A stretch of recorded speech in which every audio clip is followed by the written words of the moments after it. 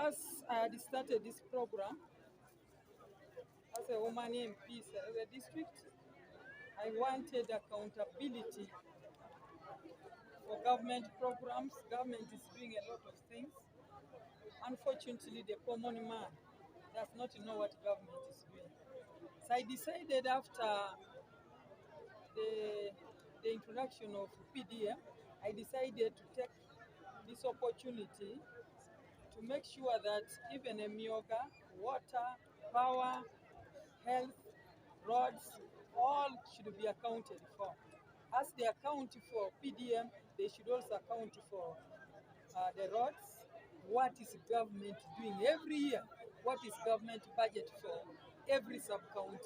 So I move to every sub-county with my colleagues and the district leadership.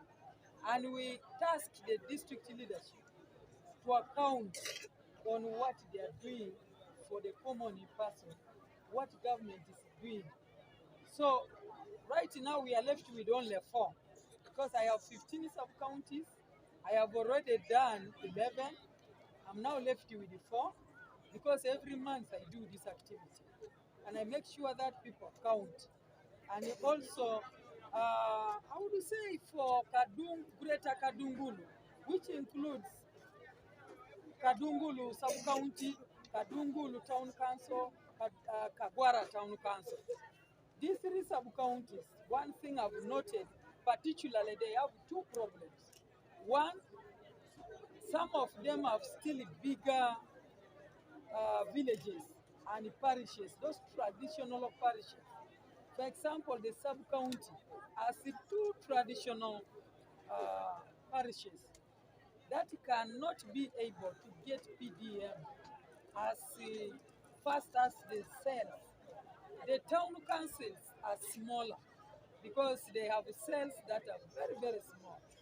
So you find that a ward gets money and they have started even repeating, while the sub-county is suffering because some parishes are like sub-counties. So that's the biggest problem I've seen here. The majority of people have not got money because they have bigger parishes. Then the second thing, which is the biggest problem here, this is 70% a fishing community. For them, their biggest problem is the issue of the lake. As you heard them bring out, air out their problems, what is paining a person in Greater Kadungulu is the issue of chasing them away from the lake.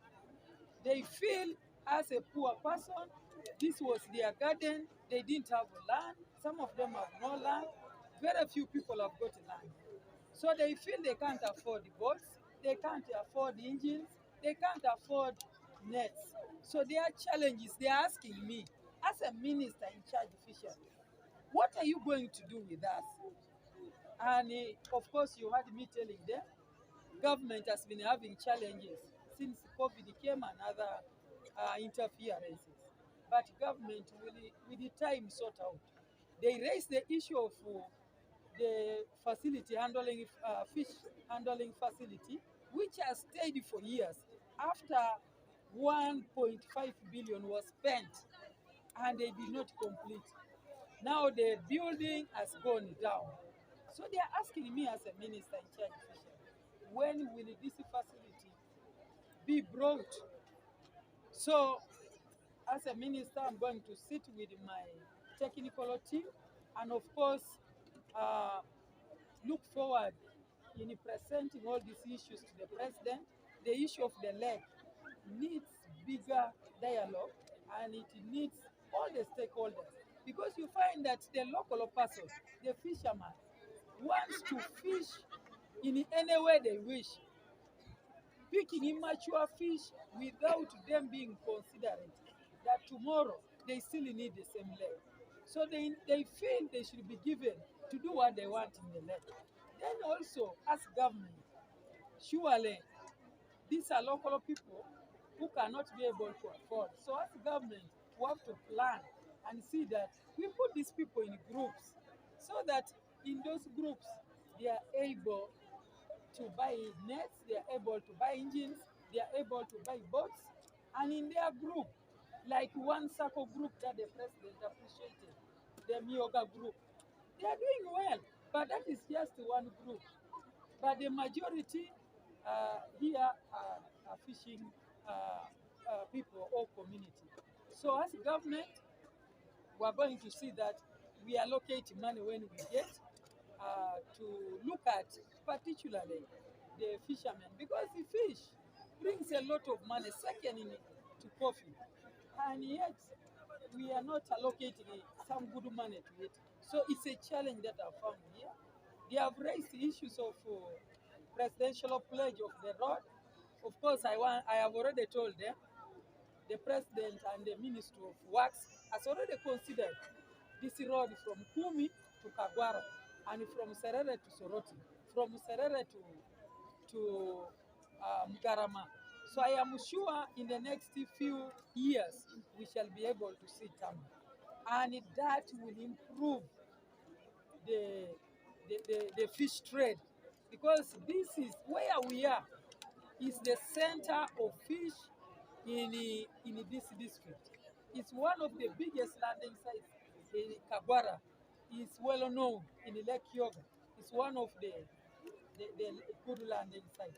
So to me, I feel what I have done with the district is the right thing. Reaching the community, hearing what their challenges are, and addressing them. And I am sure by the time we finish this, when we begin again another year, people would have already got to know what government is doing, and they will know that they have a right for water, they have a right for medical services, they have a right for all this. But also, another challenge is, of course, power. Most of these areas, the health centers don't have power. The schools don't have power. So the issue of power is also another thing that is a challenge here. So, but overall, in every community you can't finish. There's no government that can finish all people's problems. But I am happy we have come down than leaving people without any listening ear. Thank you, Honorable. Already say